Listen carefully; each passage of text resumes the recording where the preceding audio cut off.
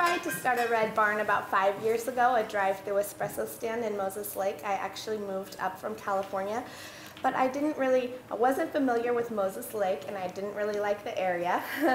So I decided to shut it down and move to Wenatchee. And I went into crisis mental health, and that's where I met Rebecca. So we were both designated crisis responders, and we would just be, when we weren't busy, sitting in the ER, plotting and planning how we were going to open a business in a coffee shop. And we never thought that we actually would do it.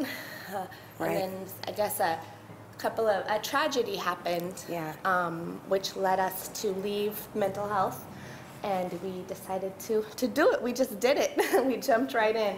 I think the day we opened, we didn't even know we were going to open. We just said, we're opening today. And the health department inspector came out on his day off to inspect us on Black Friday so we could open at the mall. We're located at the mall. It's not an espresso stand. It's like a stand inside the mall. So it's a kiosk. We have a fully self-contained kiosk. It's health department approved. We bought it from Espresso Outfitters. So it's this genius of a guy in Portland, Oregon who retrofits all of these carts so that they're approved, and we can operate it pretty much anywhere. We were going to, and we still might open a cart at Praise Fruit, and then we're in the process of opening a drive-through espresso stand in Palisades at Nelson's Country Market. So we have a lot going on right now. Yeah, a little overwhelming. As Bethany said, we weren't planning on opening when we opened. Did a lot of planning for about 1.5 years, and just sat around and talking about it, and we had the opportunity. It came very, very quickly. So basically, we got a call and said, you know, the spot is yours if you want it, and we just had really, literally, maybe a week to get prepared, get everything done and open. But it was our pre-planning, I mean, a 1.5 years of pre-planning, which really allowed us to move forward so quickly. Health department has been phenomenal. Like Bethany said, the inspector came out on his day off and inspected us so we could open for Black Friday for the holiday season. We've done really, really well. The business for the mall, we opened, of course, during the busiest time of the year, so it was super busy. But I would, just say that our pre-planning, the 1.5 years prior to going into business together, is what's making us successful now. That would be my recommendation to anyone that is looking to go into a business: is plan, plan, plan, and when you're sick of planning, plan some more. We got to a point. Our old crisis supervisor always told us that to always have a plan A, a plan B, and a plan C, and we do.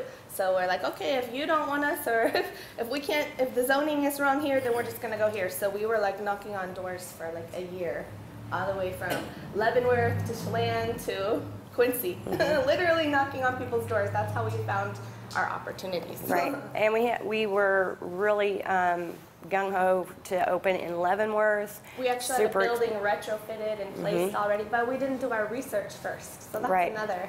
We did not do our research, and so planning and development pretty much stopped us on that. But we were committed.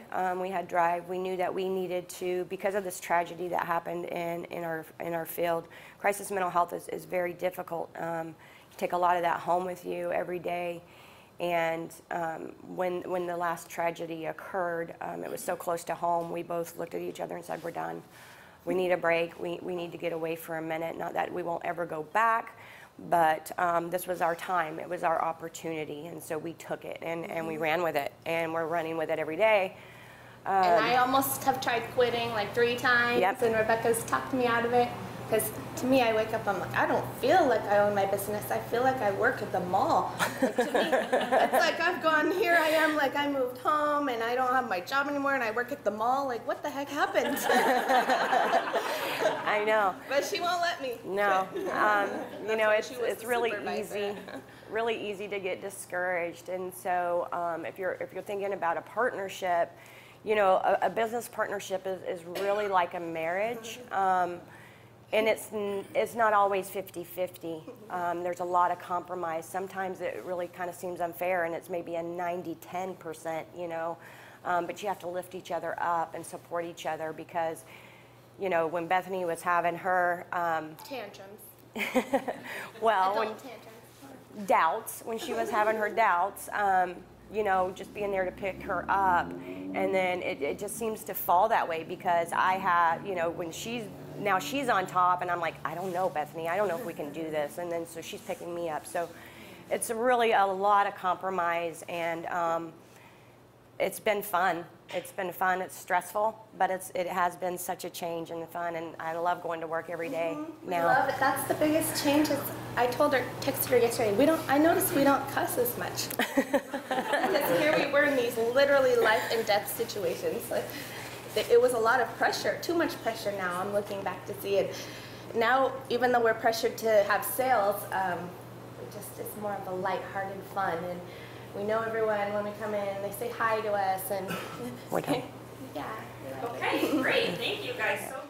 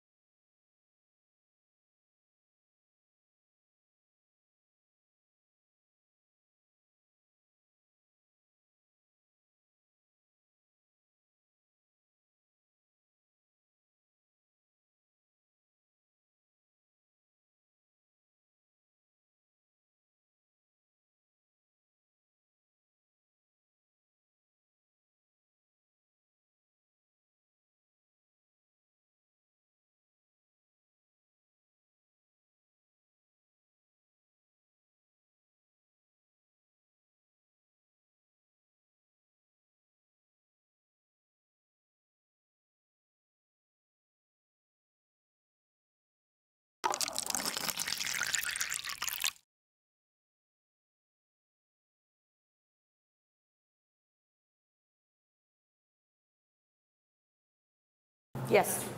Yes. Yes. It sounds like you have thought through lots of things and are really ready. I would anticipate that your challenge with more than one location is going to be putting employees on board. You've probably learned all about how to do that in terms of the list. But the challenge that I've seen as a management consultant is actually interacting with those employees. And the job descriptions and getting them to show up on time and doing the background checks before you hire them. And so that I would caution you that that's going to be the hurdle when you get more than 2 places, is don't underestimate employee management. Right. That's the biggest thing in my mind. When I look at all the mistakes I made, I'm glad that I had like a practice run. But hiring so many people and not having any control and like no video cameras and things like that, it's just a mess. I told her, like, if we could just not hire anyone, so we absolutely have to.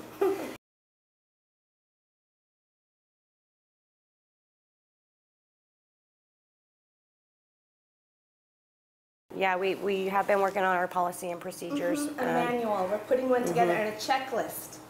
They have to check every little thing they do off, and also a clock in and clock out system. We're trying to like explore point of service systems and things like that, because I mean that's important too. Being able to monitor them. Yeah. That's not my favorite part at all. Like employee management, organizational management. It doesn't bother me.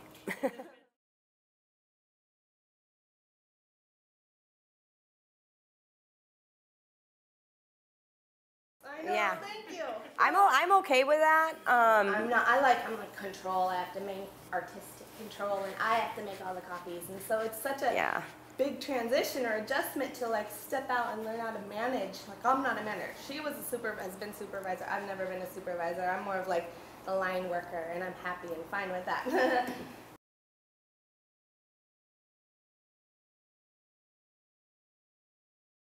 I think she's going to be our trainer, so yeah, she's going to train them all. Such good feedback. Yeah.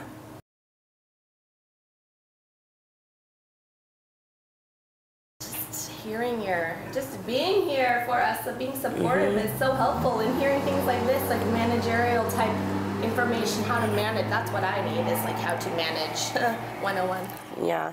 I think that maybe one thing that I've been looking at and thinking about recently is the one thing that we have really kind of neglected is any kind of advertisement or advertising. And I think that's huge, and I think that's where we kind of need to go at this point. You know, I'm not from here. I got a cold right now, so my voice is kind of funny, but normally I have a pretty heavy Southern accent. But I'm not from here, but I love this community. Working in mental health the last 5 years in this community, I've got to know a lot of people. I love it here, and my goal is to give back. What can I do for this community? And I know, you know, offering free drip coffee isn't a lot, but I mean, I feel good about that. You know, we have the homeless that are in the mall. Yeah, every morning it's cold outside. You know, just being able to say, get you a cup of hot coffee, it makes me feel good. Yeah. I'm a light roast coffee drinker. I basically make my own coffee at home because I don't like very many of the coffee stands, because it's really hard to find a light roast drip coffee. It is. And so I can really appreciate that, but I also might not come out of my house to go all the way over there, even though I really like you guys. And so I found a coffee that I like at the Rock 97, and I went in there and I said, can you guys send me this once a month? Can I have a subscription to your coffee? And she looked at me like I was crazy, and I'm like, do you know anything about marketing? Oh, I'm a customer and I want your coffee once a month. I want you to ship it to me. I'm willing to pay for that. Start the subscription. Oh yeah, Cafe Vita has a coffee club. Yeah, so don't forget that. If you have people that are coming in regular, say suggestive sell, upsell to them. Would you like us to send this to your home? Right. Okay. That's a good, excellent idea. You don't want to miss that market that you could have, because I would buy coffee beans from you, where I might not come in to get a cup of coffee. Correct. Yes, and so many people have asked about the whole beans. Yeah. Because we had them out there for Christmas, like the different pounds. So get your system ready. You start That's shipping such a good to them. idea. Maybe online to set up some kind of a sales for whole beans or something Yeah. to reach the people who don't come into the mall. So you had just said, well, you know, Cafe Vita has a service. They do. They're tagging on with Jill here. A lot of us like to support local. And so we'd rather pay you for that, even if it costs just a bit more than it does to order direct from Cafe Vita. I don't know how that would work for you, so I just want to add that in there. It's actually cheaper to order from us. It is. It's cheaper to order from us. Yeah. We do not. We had a Facebook account, and that was really good. But then Facebook did this weird thing where they said you have to make it. We have to have a copy of your business license. We didn't know that you have to create a different page for a business account. So somehow now we're trapped. Yeah. We don't know what to do, how to get off of it, how to make a new one. I'm not really good with technology, so I have now enlisted the help of my 22-year-old son to help us get, like, you know, on Snapchat, Instagram, and things like that. So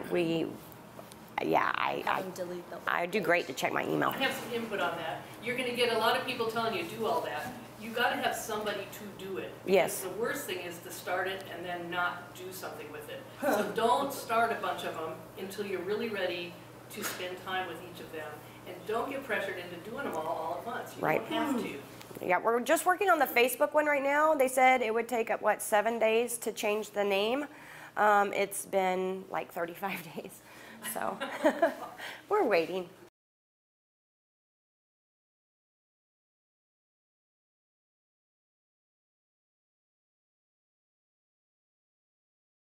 Yeah, absolutely. I mean, I do not like social media myself. And the web development for a web page so people can order the pounds of coffee. And we can have some kind of, like, maybe sell our merchandise on there too. Yeah. Link it all together. Yeah, we're not good at that.